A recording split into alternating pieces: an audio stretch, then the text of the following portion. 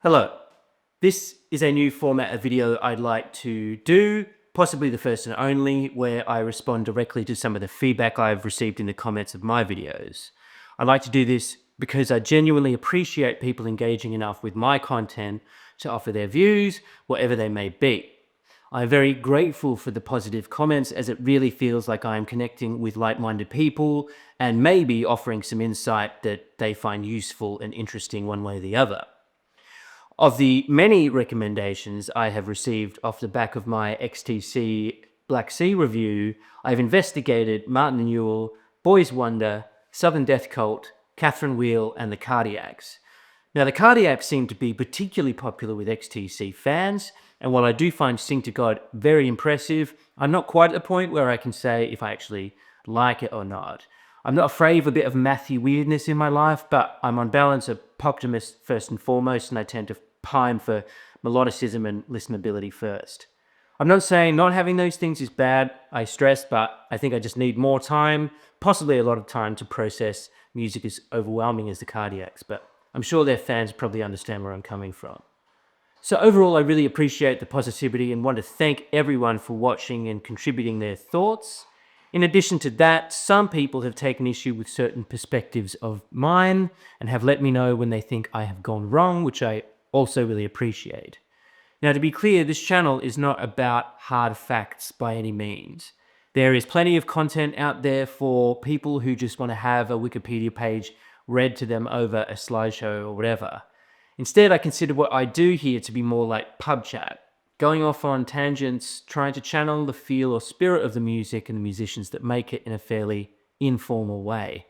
I endeavour to include verified facts to give my reviews as much context as possible, but on occasion I will get things wrong and make assumptions based on things I've half remembered and so on, and I'm always happy to be corrected when I am wrong, even on things like pronouncing people's names or my sometimes inaccurate musical interpretations of songs. Always happy to learn. For example, in my review of Black Sea, a couple of people were at pains to tell me that Sergeant Rock is a 50s American comic book character, something I somehow completely overlooked in my research. Plus, they pointed out the harmonic shifts that go on in the Song of Towers of London. So these are both examples of information I will definitely be adding to the video when I get around to putting out a Redux updated version with whiz-bang visuals and so on. Then on the more extreme end, let's say, I also find the more hateful stuff amusing, if nothing else. So please keep that coming, although you will get extra points if you're at least funny about it.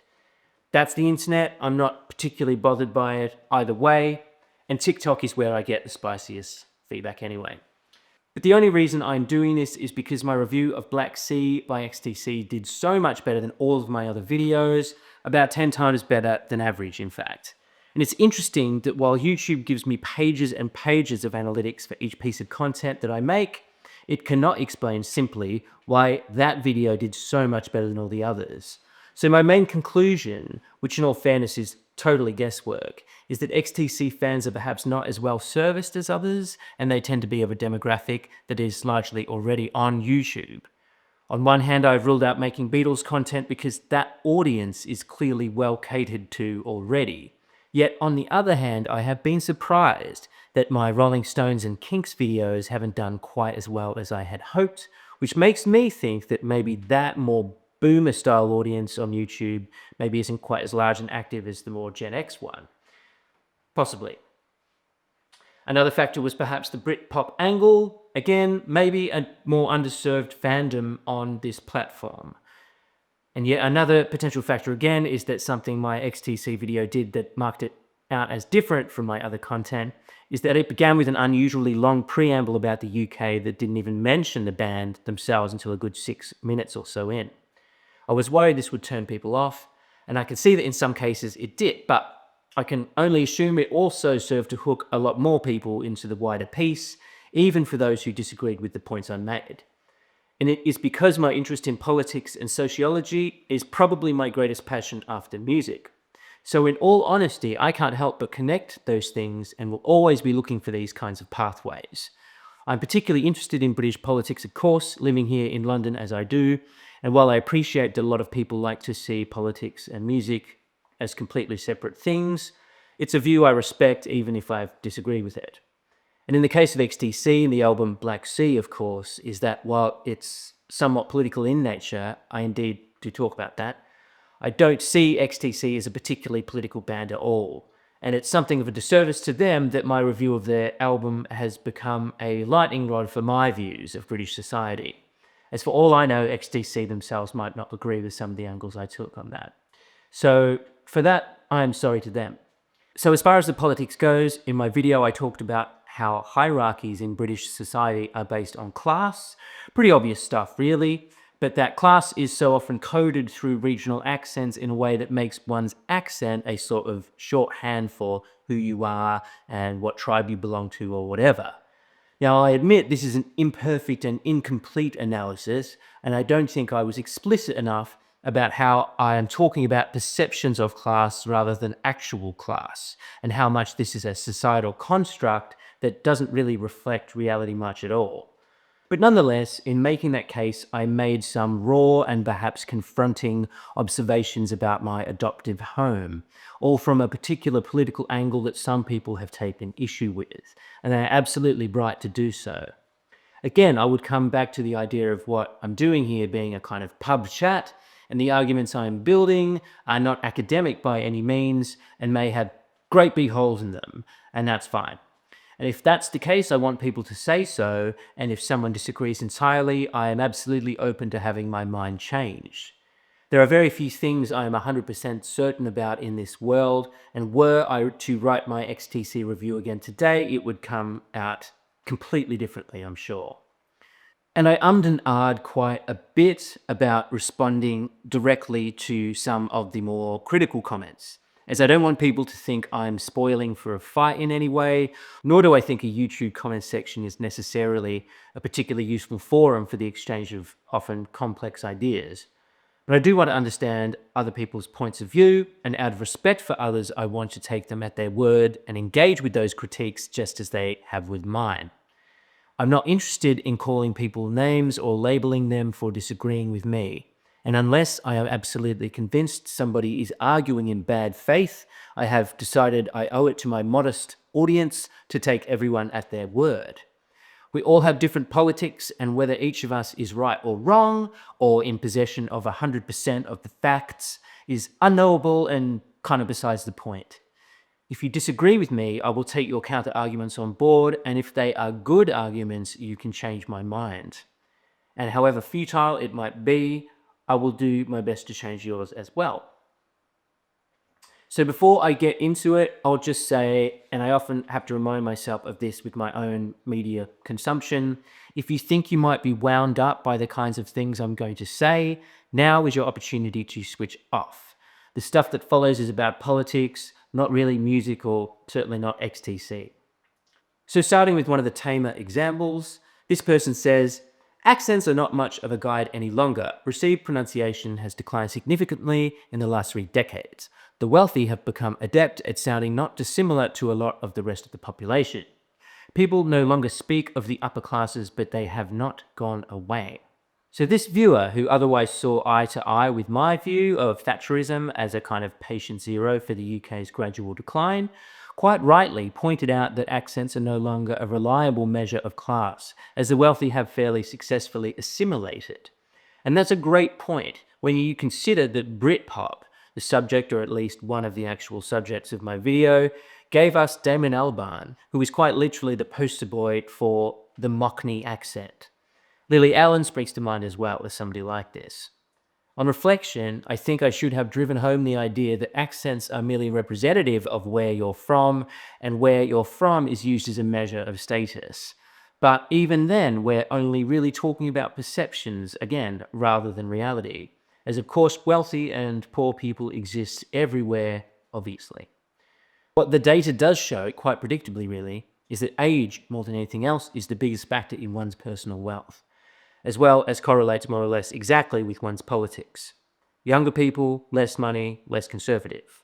Older people, more money, more conservative. It's basic materialism.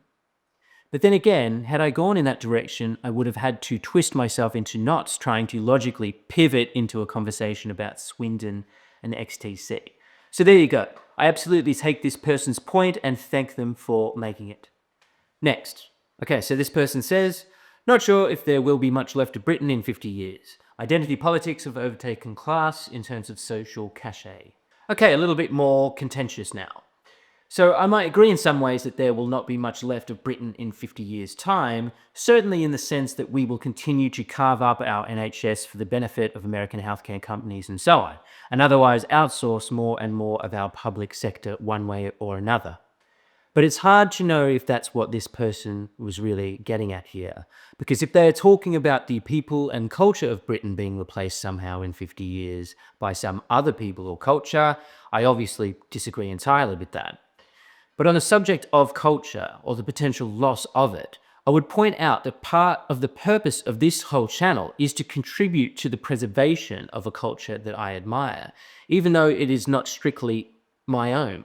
And I think it's interesting that while the internet is likely to contribute to the heat death of the universe this century, at the very least it means that until then, music nerds like us can talk about music that is 40, 50, 60 years old and keep the flame burning. I'm sure nobody, or at least very few people, were talking up Al Jolson in the 70s, if you know what I mean. Anyway, to the point about identity politics, I again have to assume that what this person is referring to or suggesting is that identity politics allows people to define themselves in terms of some kind of victimhood these days, one way or another, be it gender, race, sexuality, neurodivergence, etc. But while I think that it might be fair to say that the democratization of discourse via the internet, the same one that allows us to have this very conversation, has perhaps also elevated minority groups disproportionately highly compared to how they are represented in society statistically, if that makes sense. In all honesty, I am not in the least bit bothered by that myself. I think that's a good thing to amplify minority voices. Speaking for myself, I can also at least appreciate that I have won the lottery of life in that I am male, heterosexual, middle class, English speaking, and white. I don't think these things should matter in society, but in the real world, we all know that they do. I mean, does anybody think there's a material advantage to being a minority in this society? If you were born again, would you genuinely swap places with someone more likely to be a victim of prejudice than you? Who would want that? I might add as well, and maybe this is what the commenter is saying here, that everybody engages with identity politics, not just minorities, which of course is also true. Yes, some voices on the censorious left, especially online, are held up of examples of society gone woke or whatever. But when you consider that people today are staring down record housing costs, lifelong debts as a result of their own educations, shrinking job markets, etc., does anyone really think that the social justice warriors of this world have any actual power in society outside of social media? Again, would you rather be them than you? Because wokeness, whatever it really means, is not the reason your public services are crap. Wokeness didn't sell the country out from under us. The politicians who we elected time and time again did that. Liberals and people otherwise in the centre of politics happily use identity politics to paper over their failings, especially economic ones. And right-wingers happily invoke identity politics as a distraction, either to make us angry at people who are different from us one way or the other, or to hide behind their own identity to avoid acknowledging structural inequality. This is part of the reason a black woman is currently the leader of the Conservative Party here in the UK, for example. And another reason she is there is because she is rich. Because, as ever, class is still the most powerful card you can play. Even a transgender person could theoretically be their next leader if they were rich enough, as ridiculous an idea as that might seem. Either way, a blue-haired, trans, disabled Muslim asylum seeker didn't wreck your country. A capitalist did. And that's not to say capitalism is bad prima facie. I would argue that it has served its purpose and outstayed its welcome, but that's a different conversation. But we at least need to be alive to the fact that what we're seeing now is the system working entirely as intended. The function of capitalist neoliberalism is to take as much out of the bottom of society as possible and put it back on the top. And once it has run out of things to take out of the bottom, it starts eating into the middle. And that's where people like you and me start noticing that everything is suddenly broken, even though this is just the next stage of a 40-year-long process. And because we now have so many people whose primary source of information is Facebook or other unverified online sources of information, like YouTube, we naturally seek out people to blame rather than a system to blame. We blame the blue-haired, trans, disabled Muslim asylum seeker who annoyed us on the internet that one time, instead of the people who actually have and have always had all of the power in our society, who hold the system up. And they have that power because we gave it to them. So if the commenter here, in this case, is actually trying to make this very point, i.e. that instead of class, everyone is doing identity politics one way or another, rather than just criticizing wokeness or perceived wokeness for all of society's ills, then they may have a point. Although I would say that we have long gone beyond peak idpol or wokeness anyway. It tells you everything in the kind of economy we have that even big companies are cutting out the pride flags and that sort of thing. Because even yesterday when they were flying the pride flag or otherwise engaging in wokeism, it wasn't because they were trying to impose an ideology on us, it's because their calculation as capitalists was that they would appeal to more people this way and therefore make more money by doing that. Just as today, their calculation is that there is now more money to be made in not virtue signaling like they might have done before. And if woke virtue signaling has irked you in the past, then congratulations. You got what you wanted, it's now going out of fashion. But I do feel compelled to ask the question, is your life any better now because of this?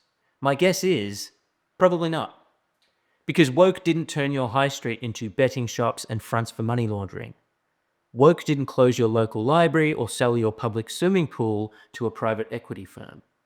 Now this person says, the current state of England, Great Britain, or any Western European country these days is not the consequence of neoliberalism, but of continuous population growth and density.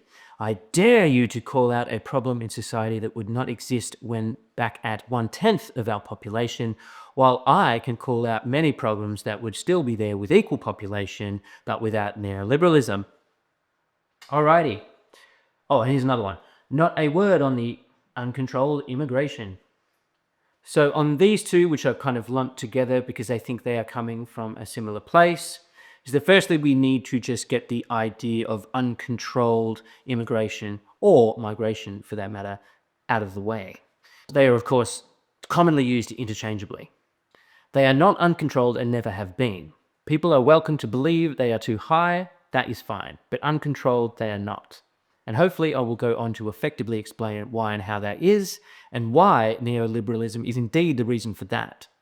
I should say as well that I also know that migration is very much controlled because of the frankly obscene amount of money I have had to fork out to live in this country over the years, not to mention the close shaves I've had at the border when my paperwork hasn't been in order. But that's another video. But as you can see, a small number of viewers disagreed with my critique of neoliberalism, with this first one specifically pointing to population growth and density over the years as the cause of the UK's economic woes. And it's worth saying as well that because this person obviously didn't tell me their life story, I'm not 100% sure exactly where they are coming from by making this statement. Because there are a lot of angles on the subject of population increase, even if my experience it's commonly used by right-wingers either as a veiled method for having a go at foreigners, the nation's favourite pastime, or as an argumentative get-out clause, e.g., we can't possibly do anything about climate change because it's the population that's unsustainable rather than anything to do with consumption. Which is technically true, of course, but is only ever used as justification for not fixing a problem, a very commonly deployed right-wing rhetorical device. So for the sake of this discussion, I'm going to assume that they are coming from the most common position that I have heard, which is basically saying our population has outpaced our infrastructure, which in all fairness is also true. But what I would argue to that is that reduced public spending, privatization, and the reliance on free markets to solve all of our problems, which is by definition baked into neoliberalism, is the reason the UK's infrastructure is creaking under the pressure of its population. And this would be true whether our population is larger or smaller than it is now, not least because the bigger your population is, the bigger your economy therefore is, on account of there being more economically active people in the country paying the taxes required to deliver public services in turn. Take housing, for example. Margaret Thatcher's vote-winning right to buy policy, for those who don't know, gave people in council-owned housing the right to buy their homes outright from their local authority. That means taking an asset built and owned by the state and putting it into a free market. Critics were told at the time that the private sector would pick up the slack, and guess what? They didn't, because building houses, especially ones intended for people with lower incomes, and there are a hell of a lot of those, and they all need to live somewhere, is very expensive indeed. On the plus side, more people own their own homes because of right to buy, which is of course a good thing on the face of it, but on the negative side, the state loses an asset in this process, and wealthier people are encouraged to hoard property, as we know, with its value naturally going up the less there is. Plus, once the state runs out of its own assets to sell, it is left nothing, which is at least part of the reason your local authority, just like mine, is broke. 40 years later, surprise, surprise, we have a nationwide housing crisis. I might add as well that the government in the UK was building 200,000 houses a year in the 50s and builds around 20,000 now. Not even enough to replace those sold under right to buy or simply demolished. Not building enough houses is a political decision, is what I'm saying. Regardless of the population, we know that it is possible to do it. Another neoliberalism lack of success story is our beloved health service, the NHS. Free at the point of use, owned and delivered by the state. While never perfect, of course, the NHS has successfully kept millions and millions of people in good health, reaching a peak level of public satisfaction of 70% in 2010. It's now down to 20%. Why? Because the UK voted in David Cameron's hyper-neoliberal government, who in the fallout of the financial crash enacted a decade-long austerity program, including the deliberate underfunding of the NHS along all other public services. Considering that at this time borrowing costs were effectively zero, it's probably the single most disastrous economic policy I can think of, and yet our entire political and media class thinks it was genius and are itching to do it again.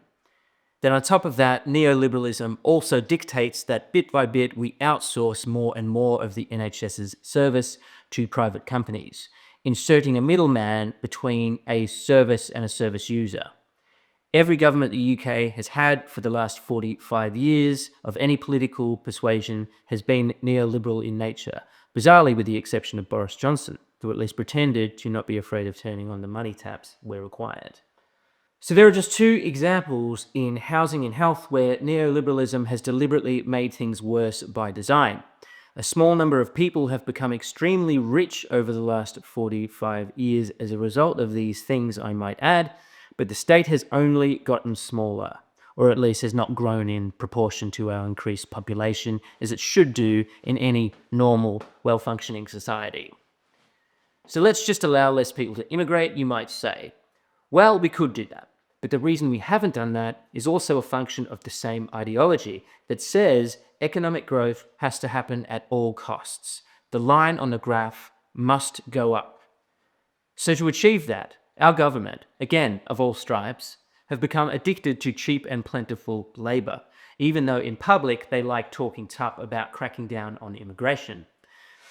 And they know they are liars, of course, but have correctly surmised that they would rather cop the flak for lying rather than suffer the consequences of the entire economy collapsing. And to that, some people might say they are happy to suffer the economic hit of a sudden population reduction, or let's say, slowing the supply of labour a bit. But the reason no government, not even a reform government, will have the guts to do this is that because we would suddenly have nobody stacking our shelves, nobody driving the taxis, nobody emptying the bins, nobody wiping bums in your local hospital or care home, with nobody left to farm, prepare and deliver our food. We are economically dependent, addicted even, to cheap foreign labour. And if your economy collapses, people die. No government can survive something like that. And regardless of whether you think immigration is prima facie a good or a bad thing, personally, I'm indifferent in theory, even as a migrant myself. There is indeed a cogent left-wing argument for either training our domestic populations to do the jobs we need and incentivizing them with higher wages. But that cannot happen under neoliberalism because the ideology firstly dictates that we absolutely must not spend money and invest in our own workforce whatsoever. And secondly, That would be interfering with the almighty market and is therefore somehow communism.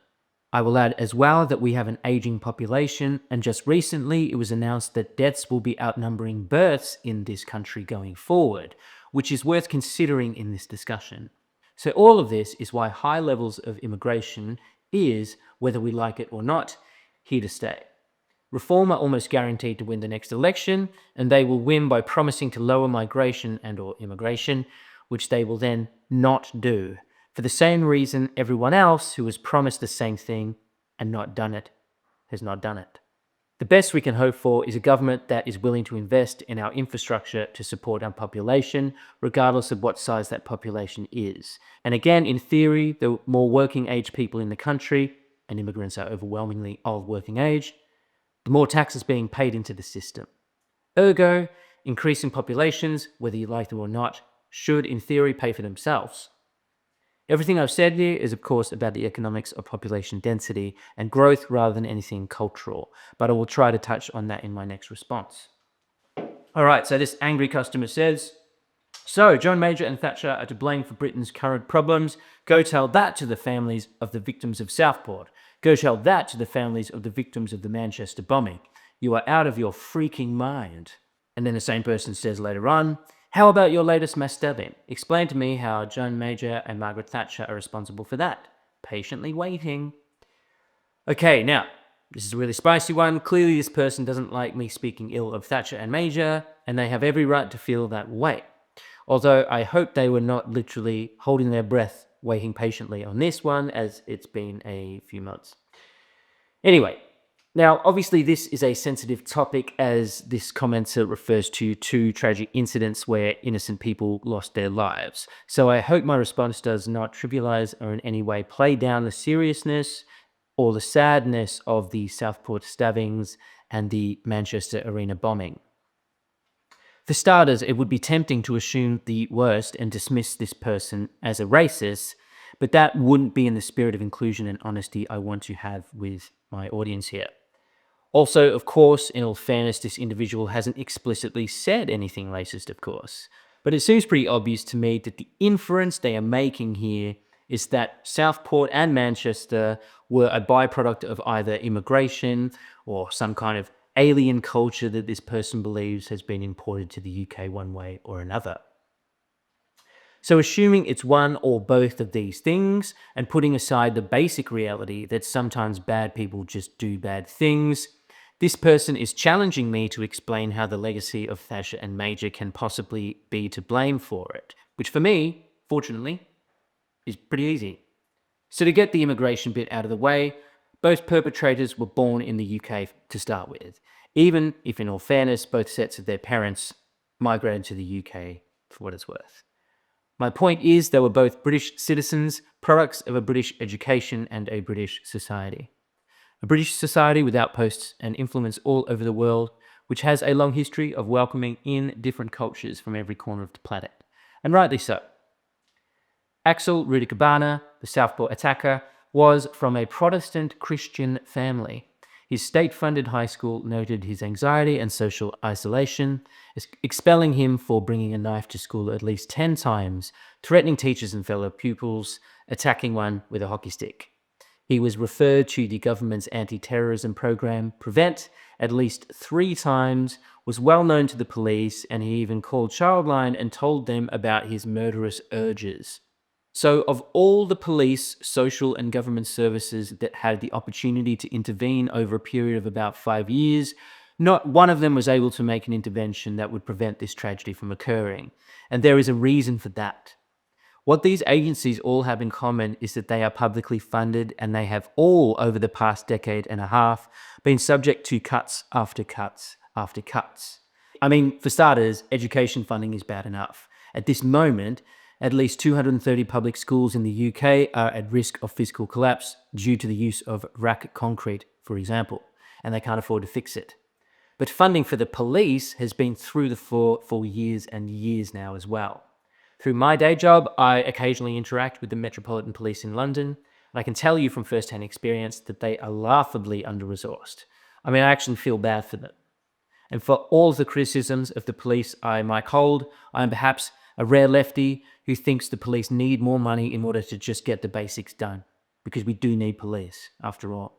So what I'm driving at is that austerity is why people fall through the cracks again and again.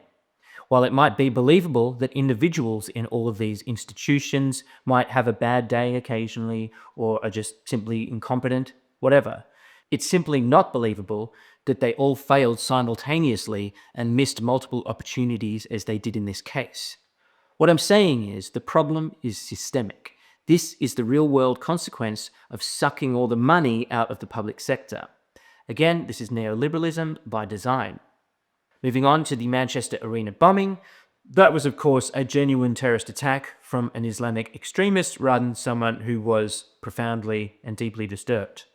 While the perpetrator, Salman Abedi, also had been reported to police at least 5 years earlier and similarly slipped through the cracks left by underfunded services, including MI5, who straight up admitted that they could have stopped him if they hadn't been swamped with paperwork at the time. Again, as sus as I might be about secret services, if your country is going to have them at all, it stands to reason that they should be properly resourced to do the job they exist to do. But no, apparently, again, that is somehow communism. On top of all of that, the perpetrator of the Manchester Arena bombing had also travelled to Libya several times to fight alongside his father in the Libyan civil war, with the full knowledge of the UK authorities, who were apparently happy to look the other way as our government wanted to see Gaddafi overthrown at the time. I mean, that bit isn't really related to neoliberalism, but it's worth noting. These tragedies are the result of our own decisions, not some imported alien culture. But moreover, I hope I've laid out how economic policy is a significant factor, if not the significant factor, in both of these tragedies. And beyond the specifics of those cases, it is no surprise or secret that young men everywhere, regardless of religion or ethnic background, are feeling alienated by modern society and are therefore easily radicalized.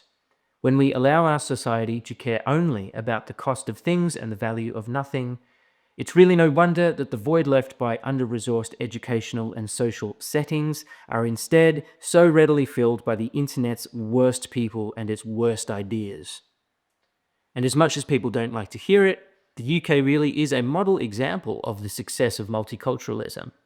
Better even than Australia, which enjoys a very functional and peaceful multicultural society, just on balance, despite the dubious honour of being a black man's country in the middle of Asia and full of mostly white people.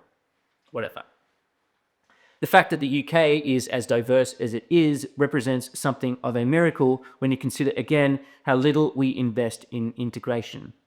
Germany and Sweden, for example, even have publicly funded integration courses for immigrants, including free language lessons, to prevent exactly the kind of siloing or ghettoization that people so often complain about here. And it does exist. Additionally, something I love about the UK is just about every kind of person lives here. Demographics change, demographics have always changed and always will change. I am part of that change myself. But I don't understand the argument that this change necessarily has to come at some kind of great cultural cost, as if someone else's gain automatically comes at someone else's expense. I would argue the real death of culture is the monoculture forced upon us from on high by the tech giants who have us addicted to their platforms, such as the one you're using to watch or listen to me speak right now. And that's before you get to AI, which will inevitably make all creative endeavor economically unfeasible. In fact, that horse is more or less already bolted, as I'm sure most of you know. And on ownership, I've always found it curious that people who interpret seeing a brown person at the supermarket as evidence of the loss of British identity don't seem the least bit concerned by the fact that their high street is owned by American multinationals, their utilities and railways are owned by foreign governments and private equity firms, and the houses on their street are being bought up by petrostate oligarchs and Chinese and Indian billionaire investors who don't even live here. This is neoliberalism in action, and if you voted for a political party that has won power at any point over the last 45 years, this is exactly what you voted for, whether you knew it or not. And at the risk of labouring the point, for young people especially, who are statistically overwhelmingly politically progressive, are living in the world their parents made for them, which makes it increasingly difficult for me to accept the argument that identitarian communists or World Economic Forum globalists are secretly trying to turn us all gay or Muslim or going to make us eat bugs or whatever. Keir Starmer is not a communist. I wish he was. We might then at least get some of the change we were promised. Because in reality, all of the evidence actually suggests that we have been ruled by neoliberal capitalists this whole time, regardless of what rosette they have pinned to their chests. And for those unhappy about the state of the country, then it's probably worth considering that this might be the result of our own decisions. I'm nearly 40 years old, and even though I have lived for lengthy periods in 2 different countries during my lifetime, I have never lived under anything other than a neoliberal government. In fact, I've never casted a vote for a party that has ever won an election. And yes, part of that is because I'm a whinging loser. But the one thing you can't say is that people like me have or ever have had any real power in our society in our lifetimes. This is why people feeling let down by the status quo are reaching for more extreme solutions. And so the reason I felt compelled to make this video is that while I suspect the majority of people who watch it will likely understand and maybe even agree with a lot of what I've said here, a small proportion will absolutely not agree. And if that's you, I will engage with you in good faith if you would like to try to change my mind. But an even smaller number of people than that might, just might, go away thinking slightly differently about the world. And part of the reason I hope for that is that according to my YouTube analytics, my admittedly modest audience is made up almost entirely of people who are my parents' age. So if nothing else, I hope to at least slightly influence some people who for one reason or another might never have had these kinds of ideas put in front of them before. And while the music will remain my priority on this channel, it also provides something of a Trojan horse that allows me to wave a perhaps different perspective under their noses. And it's worth saying that I was inspired to start this channel largely because of the British music YouTuber Andy Edwards. The man is infinitely more knowledgeable about music than I am and is super funny and a great content creator. I have a lot of respect for the guy. But I did find it somewhat bemusing that in the videos on his secondary political channel that he has since abandoned, or at least rebranded, he would often start out making a fairly reasonable and salient point on a topic, even if it was one I might disagree with, but would then pivot into saying that the Muslims are taking over and that the UK is on the verge of adopting Sharia law. And I'm hearing this kind of hysterical stuff more and more these days, and it's pretty concerning. In the video where he explains why he's giving up on covering politics entirely, he claims that he was censored, or at least demonetized, by YouTube because he used a homophobic slur in a video specifically about how words can have different meanings in different contexts. I mean, sure, it's a very Ricky Gervais level basic observation, and it's valid. Of course, words can have different intents, and intent is everything, I agree. That's fine. But he then tries to claim that YouTube have done this because they are afraid of the woke mob, where he knows, as an infinitely more experienced YouTuber than me, that YouTube simply doesn't work like that. It doesn't have people watching your videos to stop you from saying the unsayable. It quite obviously has an automated system that detects naughty words and automatically demonetizes or otherwise punishes videos of that nature. Why? Because they don't want these videos to be seen in countries that have laws against hate speech, because they would then be opening themselves up to expensive litigation by hosting anything that could be deemed as hate speech. Google, just like any responsible corporation, wants to minimize risk. Additionally, the whole argument that a company could or would actually have a woke ideology of its own that it is trying to push on you is frankly ridiculous. If you are a company selling a product or service, why would you risk offending a segment of your audience when you could just as easily not offend a segment of your audience, and therefore have a bigger audience? You don't see more racial diversity in advertising these days because McDonald's wants to push an agenda on you.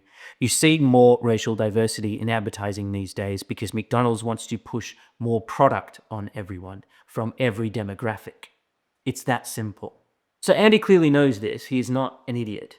He also complains, as he very often does, about how people are being prosecuted for hate speech online. And while I'm not particularly interested in free speech as a topic, I don't mind saying that I don't think people should go to jail for saying mean things online either. I'm with him on that. But where I differ is that I also think that it's ridiculous that grannies are also getting jailed for voicing their opposition to genocide in this country. I would also not agree that they are going to impose Sharia law, which Andy also infers as if it's the most logical pivot in the world. So if an otherwise intelligent YouTuber like Andy has tapped into an audience that loves much of the same music as I do, even if he's more of a jazz guy than me, I figure there is no harm in offering that same audience a slightly different take on a similar thing. I'm not offended by his views. I don't think he's a racist or whatever. I just think he, like so many of us, is being taken for a ride by some of the most bad faith actors in our society. Interestingly, many of the people who make these claims also despise London and see it as emblematic of everything wrong with modern Britain. But as a Londoner of nearly 10 years now, I feel obligated to point out that I've lived in some pretty rough parts of town in that time and have never once encountered a famous no-go zone. And a big city like this is of course not for everyone, but I've got to say, I absolutely love it. So to finally wind this up, I'd like to reiterate that I love this country and it's the privilege of my life to live here. Nobody likes a foreigner coming over here telling us how to think, sure. Although I would add that there are infinitely more Brits in Australia than there are Aussies here. But I would hate for anyone to think that I am in any way ungrateful or that I am being critical in a way that I wouldn't also be about anywhere or anyone.